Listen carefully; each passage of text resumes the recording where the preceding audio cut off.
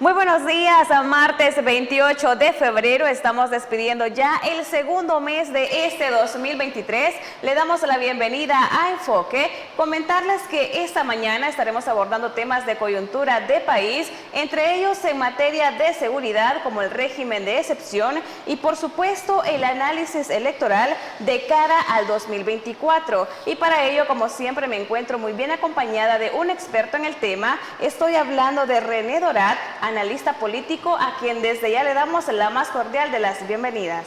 Bueno, muy buenos días, un gusto estar acá con ustedes. Saludos a los televidentes y esperamos desarrollar este conversatorio ameno y podamos solventar ciertas dudas que ustedes puedan tener. Excelente. Mira, antes de iniciar un poco más a fondo con nuestra entrevista, queremos conocer quién es René Dorat. Bueno, fíjate que René Dorat es un joven visionario, con sueños. Creo que como todo joven salvadoreño ha incursionado dentro de la política, precisamente para tratar de ayudar a cambiar la situación que está viviendo el país. ¿Desde hace cuánto tiempo, René? Estoy en la política desde hace aproximadamente 6, 7 años. Ya tiene bastante trayectoria, mucha experiencia ya, ¿verdad? Claro, a lo largo del camino he ido aprendiendo, ¿verdad? De prueba, error, y al final pues el tiempo nos da la experiencia también. Sobre todo con estos sucesos que están hoy de último, ¿verdad? Exacto, sobre todo en estos últimos momentos, creo que la experiencia se ha ido acumulando y cada situación pues la vamos echando a la mochila la experiencia. Excelente, ahora sí damos inicio con la entrevista y como dijimos en un inicio vamos a tocar temas de materia de seguridad. Sabemos que mediante la implementación del Plan Control Territorial apoyado bajo el régimen de excepción se han logrado diversas maneras de mantener la seguridad a nivel de país. A la fecha van, según informes preliminares por parte de las autoridades, son más de 64,000 las personas capturadas que presuntamente pertenecen a estructuras delictivas. ¿Cómo ves ese panorama tú?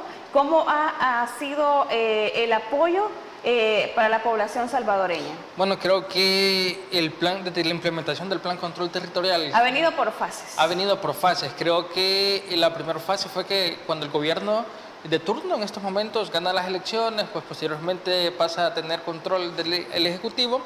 Creo que la población ha percibido de forma palpable realmente los cambios trascendentales que han venido dando en materia de seguridad.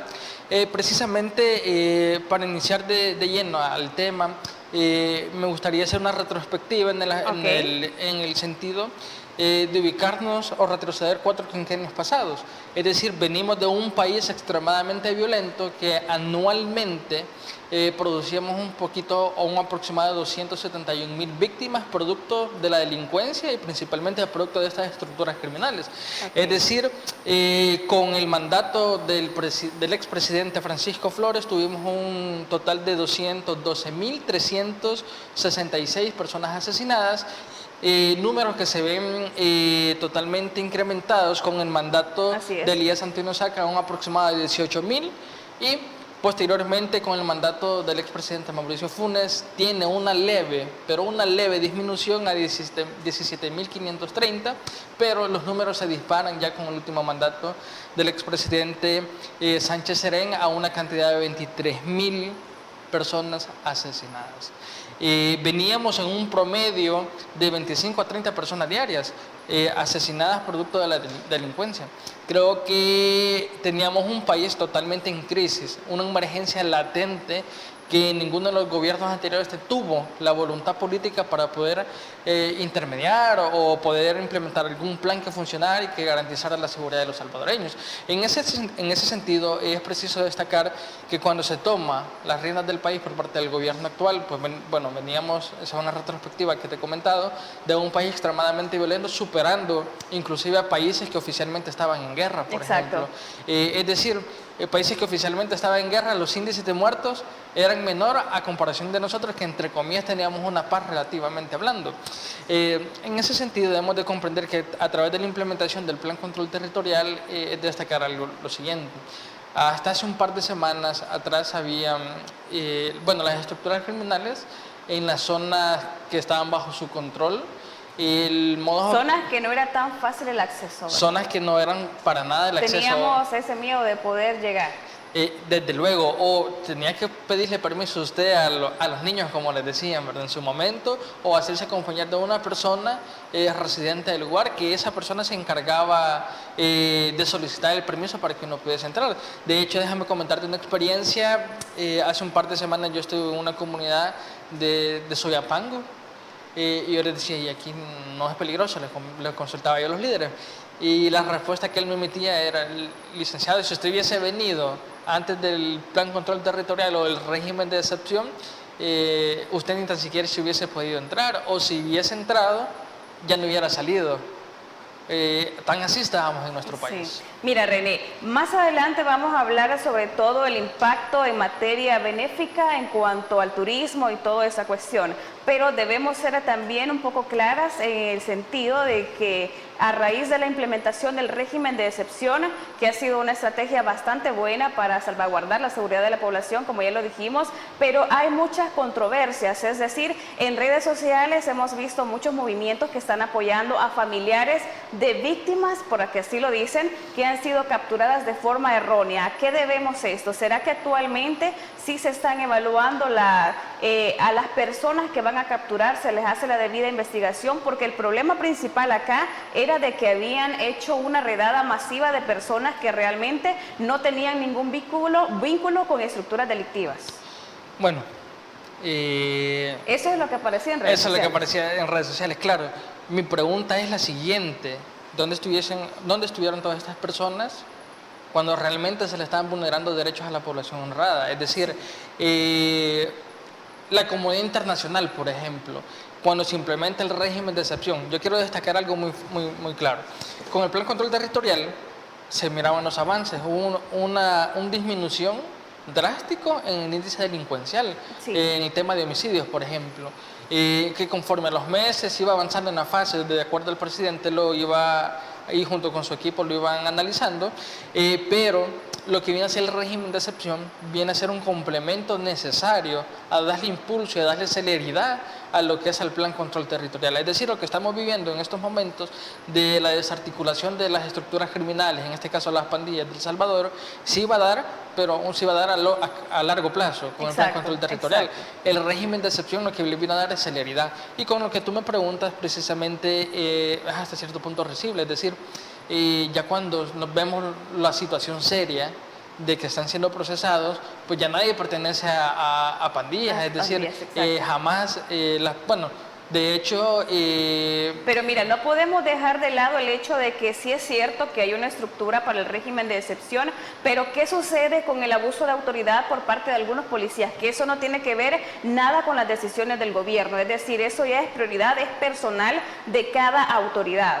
Tú no sabes si porque le caías mal al policía, el policía te iba a sacar a casa, y no necesariamente porque el gobierno lo mandaba. Bien, con eso es precisamente, existe una inteligencia policial.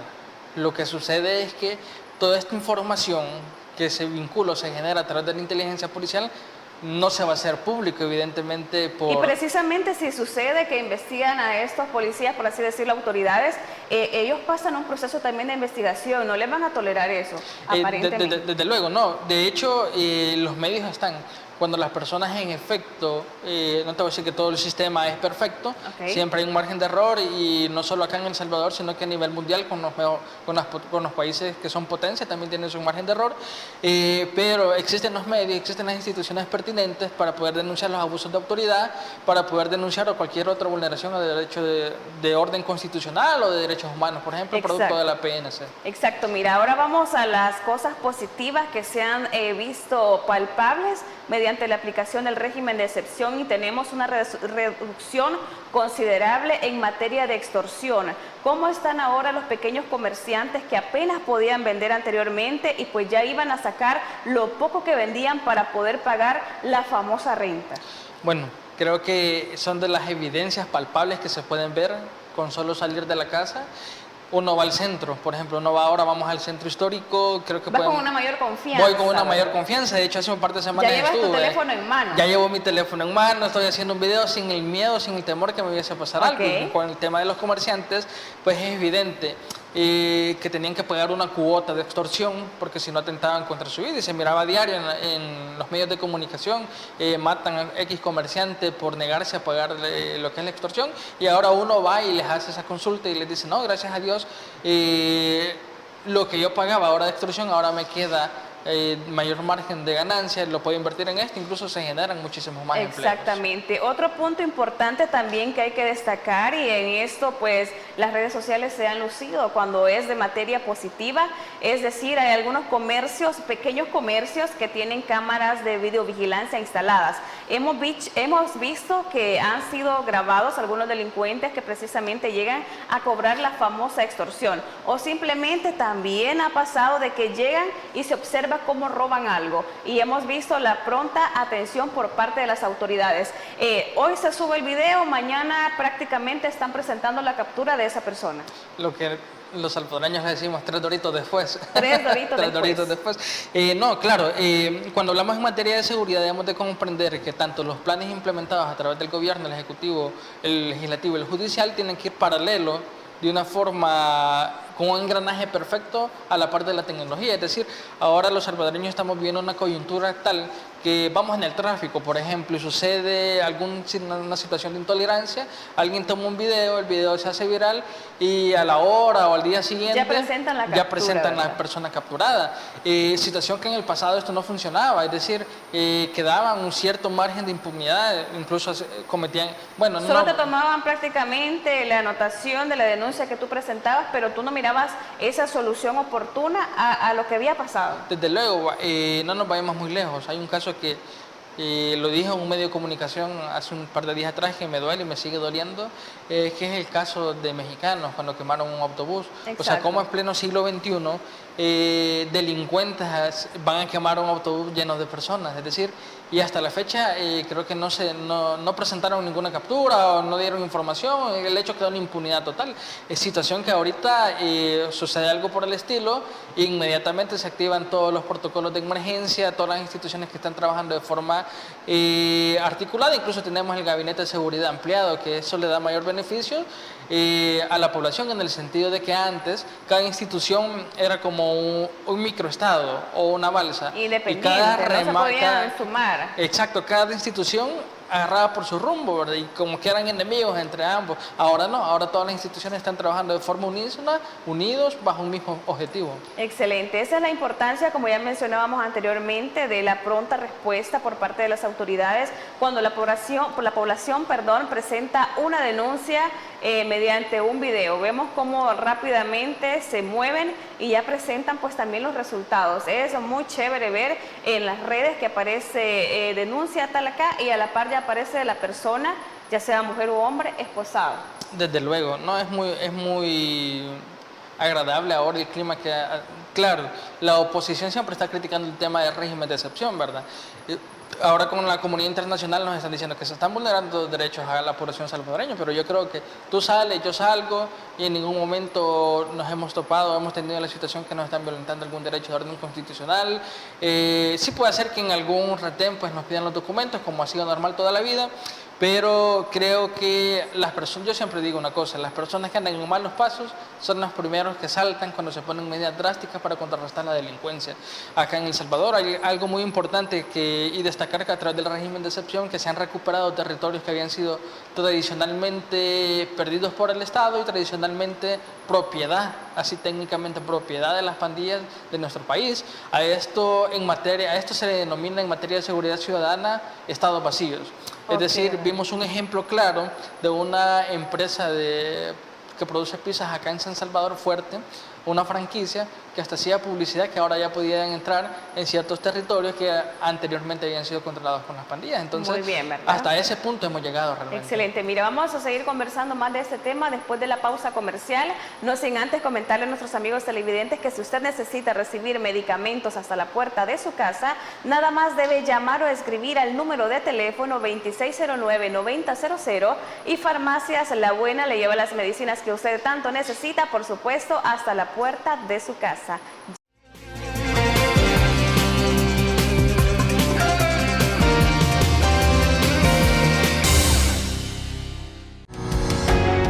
Samvar, Una empresa que cree en la sostenibilidad ecológica y en la cultura de productos biodegradables en El Salvador, decididos a proveer las mejores soluciones en limpieza, porque cuidar el medio ambiente es tarea de todos.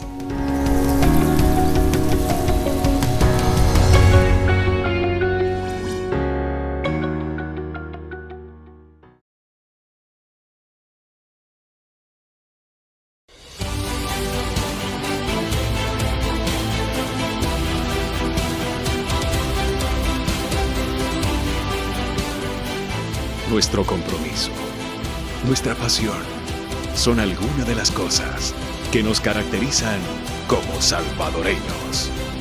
Farmacia La Buena, la farmacia de todos.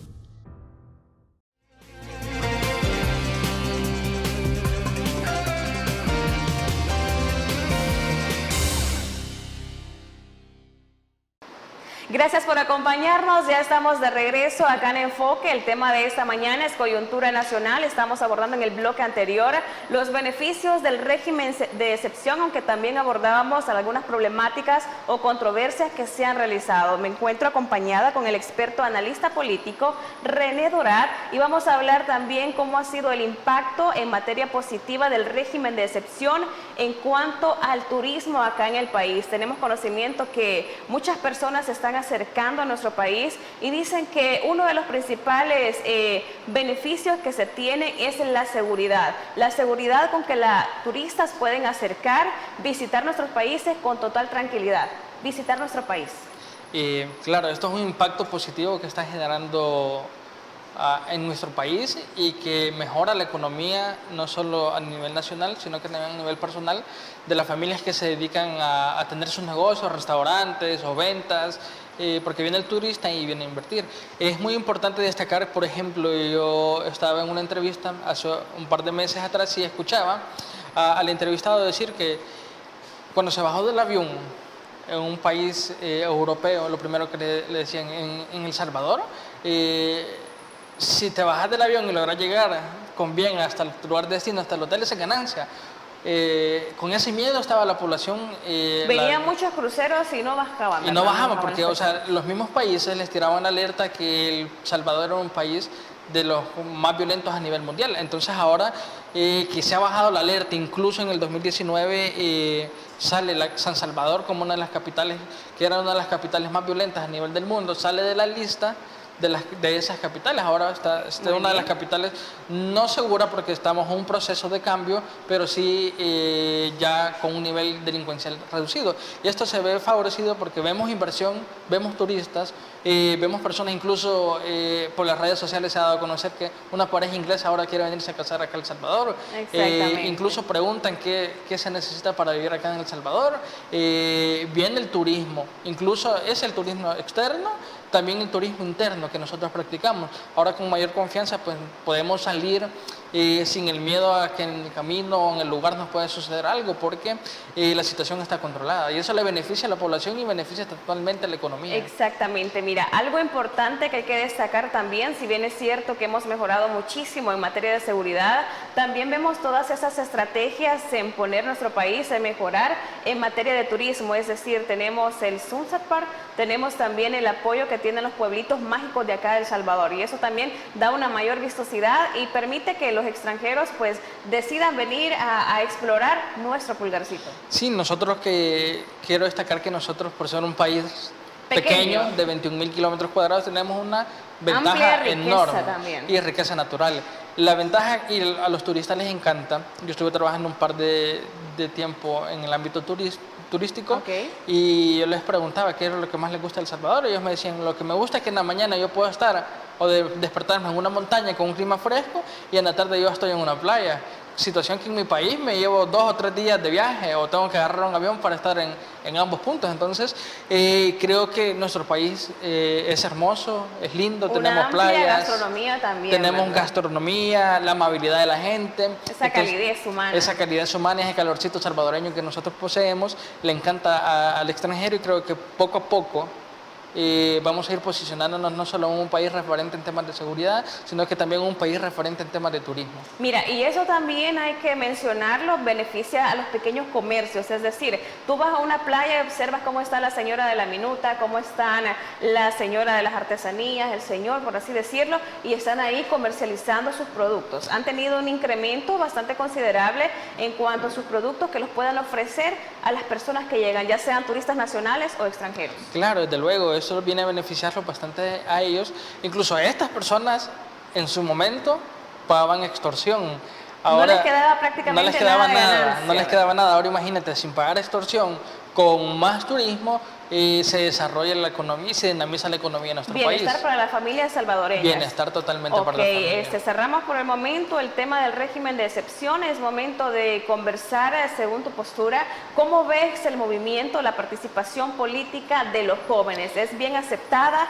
¿Se ha visto un mayor incremento de jóvenes que se deban interesar o que se puedan interesar en política? Bueno, este tema es muy importante realmente porque lo que necesitaba nuestro sistema político era tener un relevo generacional a la política actual que se estaba viviendo. Creo que para mí el gane presidencial del presidente Bukele marca un antes y un después en la política. Es decir, se evidencia el cambio generacional, aunque no se da un cambio generacional como debe de ser, ¿verdad? Y se comienza a dar un relevo generacional a partir del 2021 con nuevos rostros dentro de la Asamblea Legislativa, nuevos alcaldes. ¿Has visto una mayor participación He visto juvenil? una mayor participación juvenil, claro. Yo invito a los jóvenes que están viendo este programa, esta entrevista, a que se sumen a la política, que nos tomemos los institutos políticos y que nos comencemos a interesar en temas de nación. ¿Por qué? Había muchas personas cuando yo ingresé a política que me decían, ¿por qué andas metido en política? Eso no es bueno. Entonces yo les hacía una pregunta. ¿Cómo podemos realmente cambiar a nuestro país o qué podemos aportar nosotros si solo nos quedamos en un límite de criticar? A veces muchas personas dicen, sí, los políticos se están robando los impuestos, pero, o sea, no es mi dinero porque yo mi dinero acá lo tengo en mi banco, lo tengo en mi billetera, pero a ver, usted va a comprar una libra de frijol, arroz o qué sé yo, está el impuesto. Nosotros vamos a comprar algo, qué sé yo, sodas o qué, está el impuesto, todos pagamos impuestos. Entonces, si no nos involucramos, si no nos tomamos los espacios, creo que vamos a seguir siendo el mismo país que 30 años habíamos sido. Es decir, educaban a la juventud solo para que agacháramos la cabeza y fuéramos sumisos a decir, bueno, ni modo. No, aceptar todo y ser totalmente apáticos a temas de relevancia política y temas de interés nacional. Mira, pero haciendo paréntesis también hemos visto a nivel, por ejemplo, la participación de los jóvenes en cuanto a temas tan importantes como el cambio climático. Hemos visto cómo viajan a nivel internacional y presentan sus iniciativas y realmente les son escuchadas porque hacen esos foros, no es por gusto. Claro, no, ahora que tenemos una gran herramienta que son los medios de comunicación, las redes sociales, que usted sube una foto y la ven una cierta cantidad de personas, creo que es momento que estos jóvenes, nosotros como juventud tengamos las oportunidades, ya que tenemos la fuerza, la voluntad y la ganas de estar sacando a nuestro país adelante, y es muy importante que todos nos aboquemos en diferentes instancias. Tú me dices que están jóvenes tratando con el cambio climático, es aplaudible porque hay muchas personas, no estoy menospreciando a las personas adultas, pero que son totalmente apáticas con el tema de cambio climático. O sea, es decir, este es un tema que se va a ver a largo plazo. En un par de años, pues, bueno, no nos vayamos muy lejos, ya estamos sufriendo el impacto. A calor o cuando está lloviendo en verano, por ejemplo, ya llueve en diciembre, cosa que no es normal. Entonces es un apoyo y les agradezco a todos los jóvenes que se involucran en el tema de cambio climático porque es muy importante y eso es lo que te digo, la participación. Si hacemos una supresión mental hipotética y suprimimos el acto de que estos jóvenes están luchando por el tema de cambio climático, ¿qué se va a hacer? Si no están generando nadie alguna incidencia en ese tema.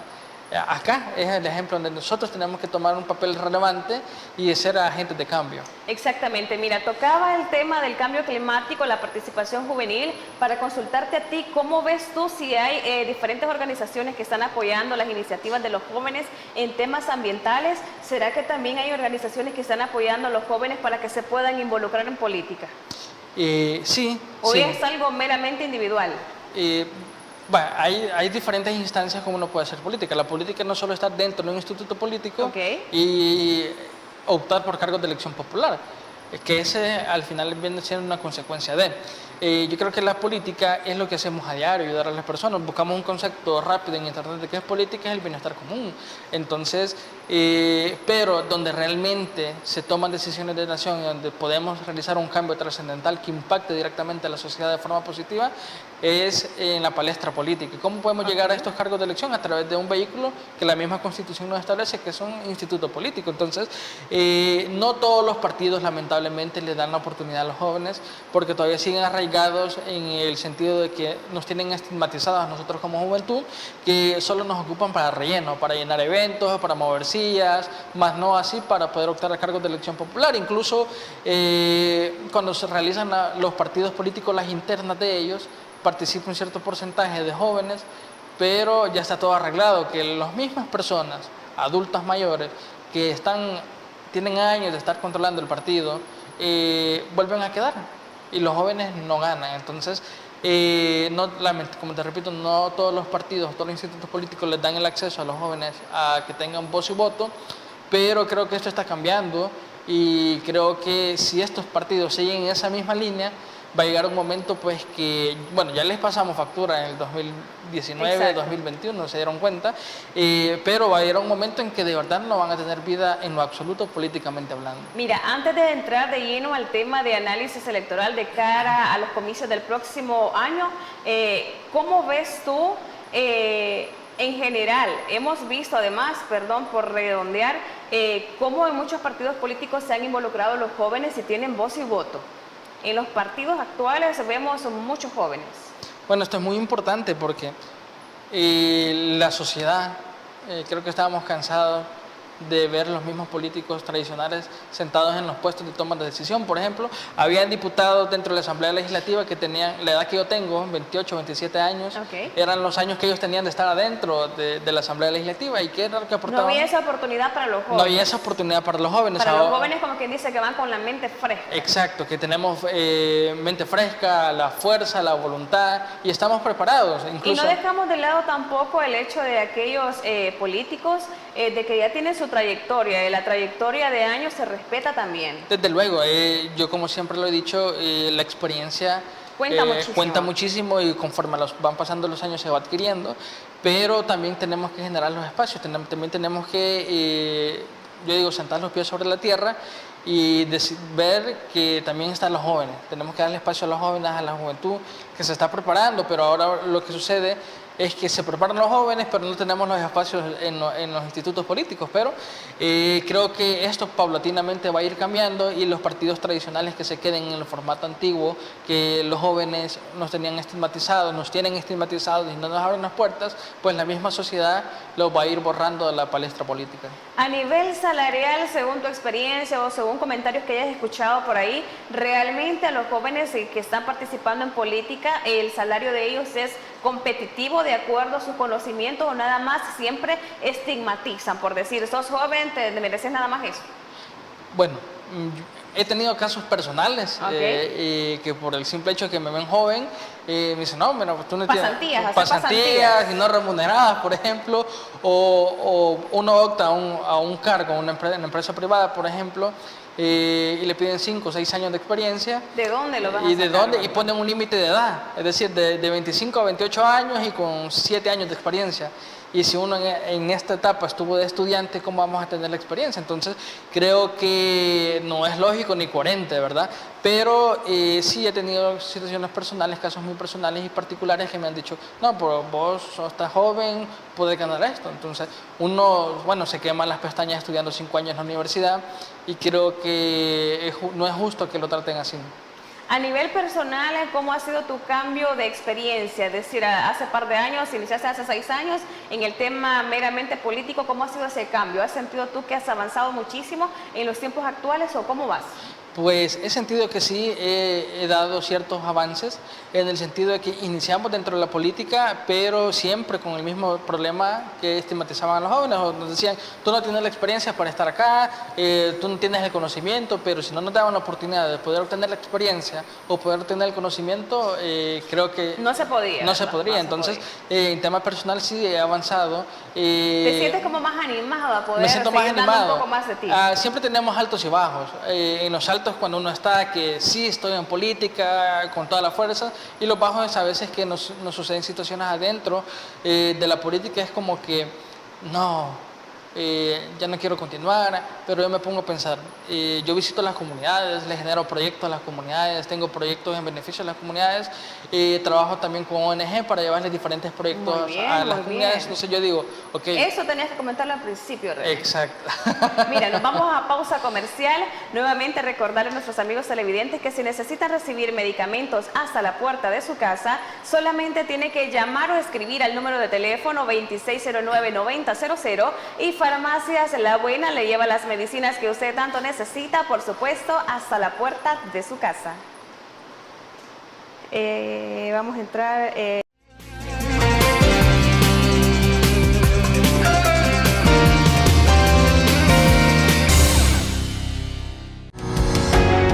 Samvar, una empresa que cree en la sostenibilidad ecológica y en la cultura de productos biodegradables en El Salvador, decididos a proveer las mejores soluciones en limpieza, porque cuidar el medio ambiente es tarea de todos.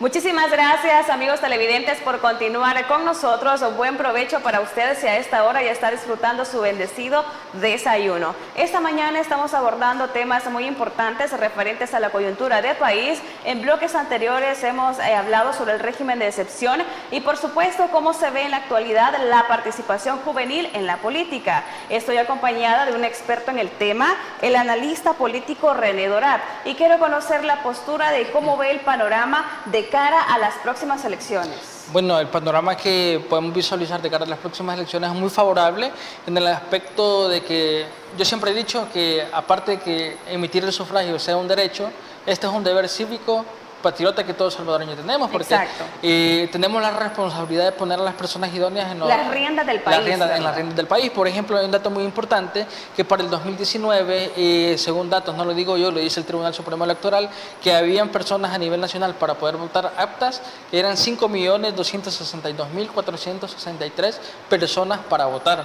Ahora el mismo Tribunal Supremo Electoral ha manifestado que 5 millones teníamos en 2019, ahora el padrón se registra hasta el momento de 6.118.947 personas que podemos emitir el sufragio para las próximas elecciones. Lo que significa que 6 millones de salvadoreños tenemos la responsabilidad de elegir a los funcionarios que nos van a dirigir a nuestro país, que nosotros creamos convenientes y que van a llevar al estado que todos los salvadoreños soñamos. Y además que mira, sabemos también que mediante información preliminar de las redes sociales y a través de diferentes encuestas de opinión pública, ya sabemos pues qué partido o qué acciones son a las que la población la tiene muy satisfecha. Bueno, a nivel partidario debemos de comprender que ya sabemos la orientación de las personas que están encaminadas a un determinado partido político, en este caso al Partido Nuevas Ideas, que tiene mucha popularidad. No obstante, siempre hay un margen de personas que omiten o no prefieren ir a votar, ¿verdad? Entonces creo que hay muchos partidos que están diciendo que estamos en una dictadura, por ejemplo, pero si estuviésemos en una dictadura no estuviésemos a un año preelectoral como el que estamos en estos momentos. Y hablando un poco sobre la participación de la diáspora en las próximas elecciones. Es muy importante el tema de la diáspora en el sentido de que yo digo que todos salvadoreños dentro de nuestro país o fuera de nuestro país siempre se le tienen que garantizar sus derechos, y es muy importante que la diáspora tome el control y emita su sufragio. En este año se han aprobado ciertas reformas a través de la Asamblea Legislativa que le benefician y se va a hacer muchísimo más fácil para que la diáspora pueda elegir a los cargos de elección popular y que ellos también tomen partido en el tema de decisión de quiénes van a manejar nuestro país. Exactamente, mira, como estábamos mencionando referente a las recientes encuestas de opinión pública, la población se muestra satisfecha con diferentes acciones, es decir, aprueba mucho la materia de seguridad, pero también estamos hablando del tema meramente económico, es decir, estamos en la actualidad sufriendo un impacto en los precios de los productos de la canasta básica. Un cartón de huevos que es tan básico para las familias salvadoreñas está costando alrededor de $6.50. Sí, no, desde luego, creo que esto es un impacto que todos los salvadoreños estamos sufriendo en nuestros bolsillos, desde el incremento a la gasolina hasta el incremento a la canasta básica. Que hasta hace poco tenía subsidio, ¿verdad? Hasta hace poco estaba subsidiada, pero lastimosamente hemos visto el incremento y creo que nos vemos afectados todos en colectividad, en el sentido de que, pero a ver, esto no es un tema de que es el país o las malas políticas que se están aplicando, sino que es una crisis que se está viviendo a nivel mundial. Recordemos que en la parte europea, pues tenemos una guerra actual entre Ucrania y Rusia. Que es directamente afecta. Que eso directamente afecta al comercio internacional, y si afecta el comercio internacional, la exportación, y lo que sucede es que se escasean los productos, y por escasez del producto, pues el producto que está en circulación en el mercado actual aumenta el precio, lo que se viene reflejado a dañar el bolsillo de los salvadoreños. Mira, pero hay una parte importante también. Sabemos que hay instituciones como la Defensoría del Consumidor que se encarga de realizar diferentes inspecciones o verificaciones al precio de los productos en diferentes mercados. ¿Será tan cierto que es aplicable las sanciones a nivel general? Es decir, van a un comercio pequeño, aplican una multa, van a un supermercado, aplican la multa si ambos están incumpliendo en el precio de los productos de la canasta básica. Bueno, yo creo si hay acaparamiento. Yo creo que para la ley todos somos iguales, sea un pequeño productor o una empresa grande. Creo que se tiene que aplicar la ley por igual. Entonces, creo que ahora con las redes sociales que tenemos es fácil interponer una denuncia para que el Defensoría del Consumidor y verifique en el momento exacto. O por ejemplo, yo he visto el tema de problemas en las gasolineras, que uno compra por galón, pero se da el caso que no le ponen el galón completo.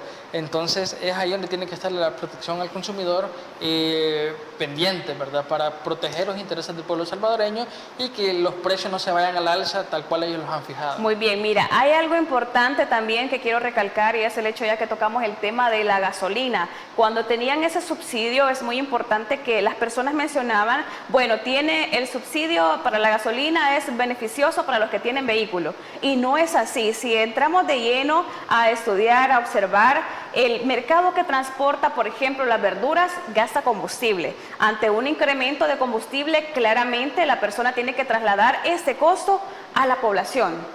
Sí, no, desde luego, con el tema del incremento del combustible, cuando estaba subsidiado, muchas personas decían, prácticamente con el subsidio nos mirábamos beneficiados todos. Exacto, pero muchas personas tenían o son del pensar solo o eran para del que pensar. El carro. Solo beneficia esa medida para las personas que tienen algún vehículo automotor. Yo que no tengo vehículo, pues a mí no me beneficia porque no he hecho gasolina.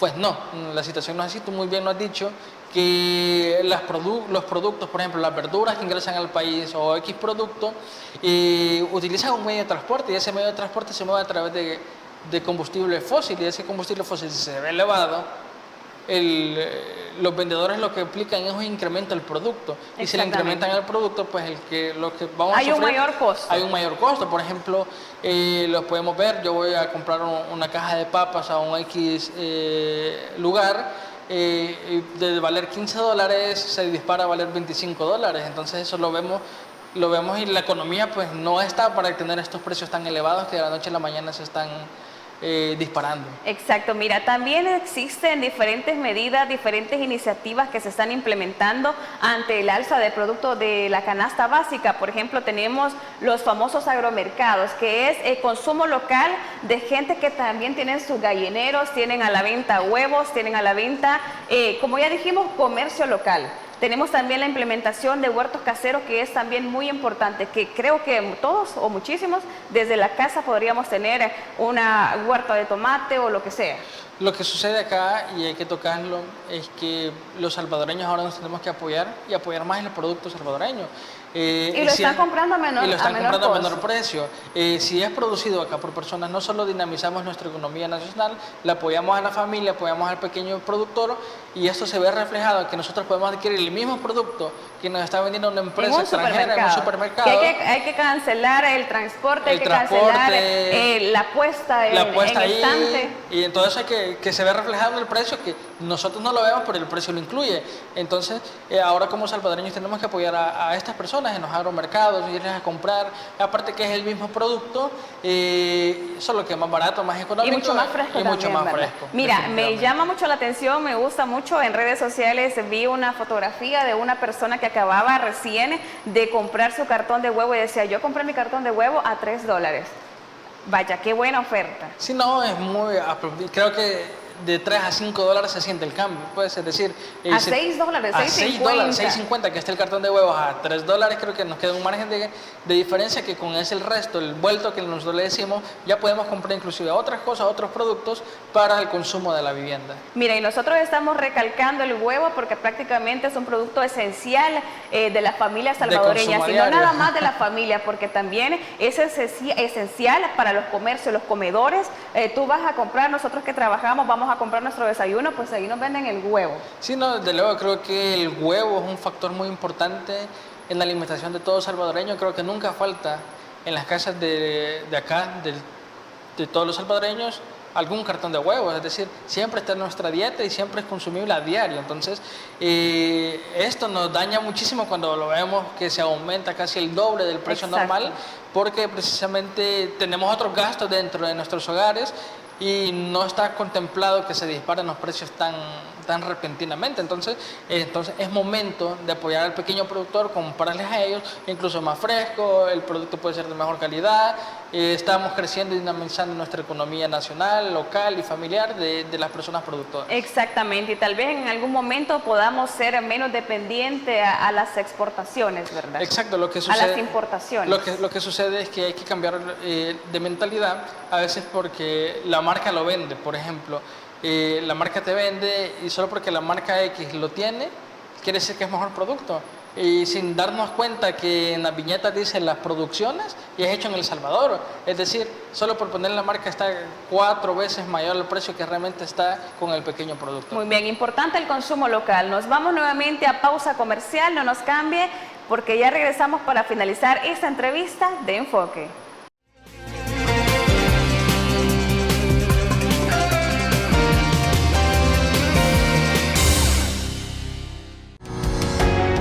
Sambar, una empresa que cree en la sostenibilidad ecológica y en la cultura de productos biodegradables en El Salvador, decididos a proveer las mejores soluciones en limpieza, porque cuidar el medio ambiente es tarea de todos.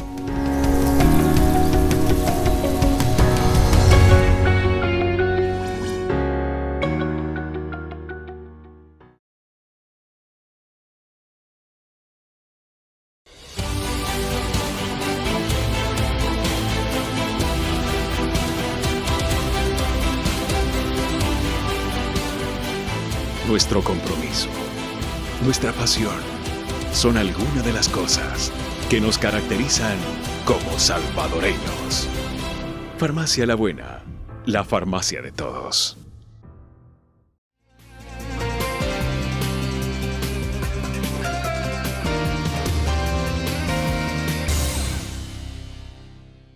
Gracias por acompañarnos. Seguimos con nuestra entrevista de Enfoque. Esta mañana hemos abordado temas interesantes a nivel de país, el régimen de excepción, la participación juvenil en la política y, por supuesto, temas referentes a las elecciones de cara al próximo año. Quiero conocer también la postura de nuestro experto en el tema, René Dorat, en cuanto a las diferentes reformas del Código Procesal Penal. Bueno, dentro de estas reformas hay una reforma muy importante y trascendental que está marcando historia, precisamente la reforma del artículo 32 y 34 del Código Procesal Penal y la Ley Especial para una vida libre de violencia para las mujeres, precisamente porque se modifica el tiempo de prescripción de estos delitos. Tradicionalmente estábamos acostumbrados de ser una sociedad totalmente con unos índices elevados de machistas, lo que generaba un producto de feminicidios casi que a diario. Elevados y que técnicamente quedaban en impunidad y que tenían un plazo de ciertos años para que sea investigado y sea procesado el hechor, pero que al final no se cumplía, o llegaba el plazo y, o sea, como ya prescribió, ya no se puede juzgar por ese delito. Entonces, con esta reforma lo que se buscó es dar una cierta imprescriptibilidad de esto, es decir, ahora que alguien comete un feminicidio, 80 años pueden pasar, que si lo logran capturar o se logra tener suficientes debe elementos pagar, de prueba, ¿verdad? debe pagar. Entonces es muy importante con este tema de la imprescriptibilidad de los feminicidios. Muy bien, René. Un mensaje así en breve, ya que estamos por finalizar. Bueno, un llamado a todos los jóvenes a que nos tomemos los espacios y decidamos involucrarnos en temas de política, en temas nacionales, de interés nacional, porque ahora nosotros no somos el futuro, somos el presente. Entonces creo que los que somos padres de familia les queremos heredar un país mejor del que nosotros vivimos, así que es de tomarnos los puestos, es de tomarnos la decisión y tener la fuerza y el temple para poder seguir transformando al país que nosotros soñamos. Mejor dicho, imposible. Mira, agradecerte infinitamente el hecho de acompañarnos esta mañana, compartir temas tan importantes para esclarecer un poco a la población. Te esperamos nuevamente. Gracias. Muchas gracias. Gracias, un gusto y saludos a todos, bendiciones. Excelente. También a usted muchísimas gracias, amigos televidentes, por su fiel sintonía. Nos vemos en una próxima emisión de Enfoque.